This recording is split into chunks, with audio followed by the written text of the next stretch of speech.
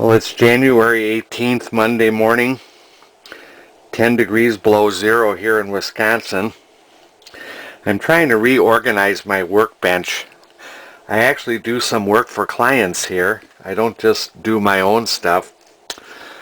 But this Tascam 122MK Roman numeral 2 is one of my client projects that I've got going. I'm just about finishing it up. I had to replace some parts in it, and I'm going to put this spare meter bridge in it because the old one, there's a problem with it. This Fisher stereo amplifier I'm going to use for testing. It's going to go right up in that slot there and have the cables out. It'll be for testing cassette decks or any other audio things that I might need to trace audio through. These things come in handy, at least for me they do. This thing came out of a thrift shop pretty much for free. I had to do some repair on it, which just involved a little bit of de-oxid on one or two controls. Blow the dust out of it, but it works. It'll be a good testing device for me. Got a couple of little speakers there. I have to be careful. Those speakers are actually undersized for this stereo, so I can't blast them.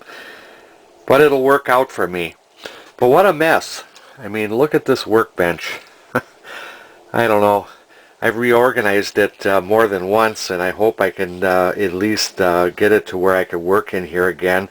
As soon as I get some of my client stuff out of the way, I want to work on my Zenith 1951 Zenith Giant Circle TV. I want to get that going now that I got a test CRT for it. So that's what's going on in my workshop today. I'm making a little progress. I still got a mess. What a mess.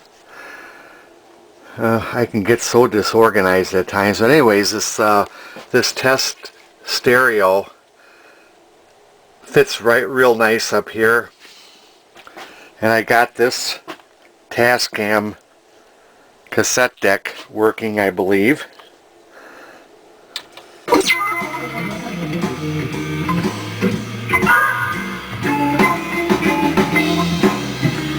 Seems to work okay.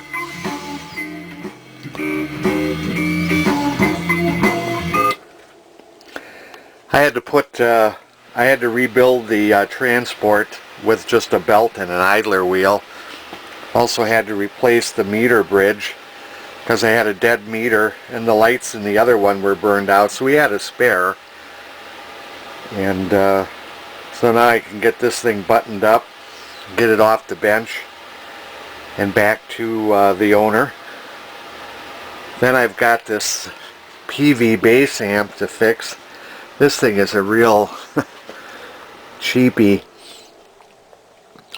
I think it just needs electrolytic capacitors. It's got a real deep solid hum to it when you turn it on, but notice the power chip, the amplifier, one big or one little, I should say, IC,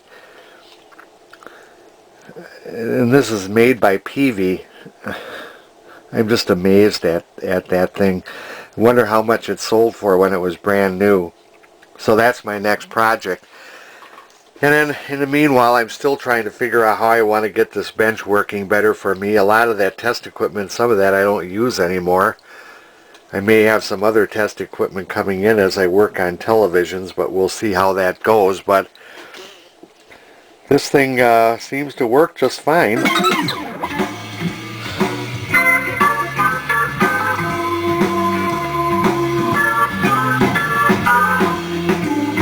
I've worked on a lot of cassette transports in past years.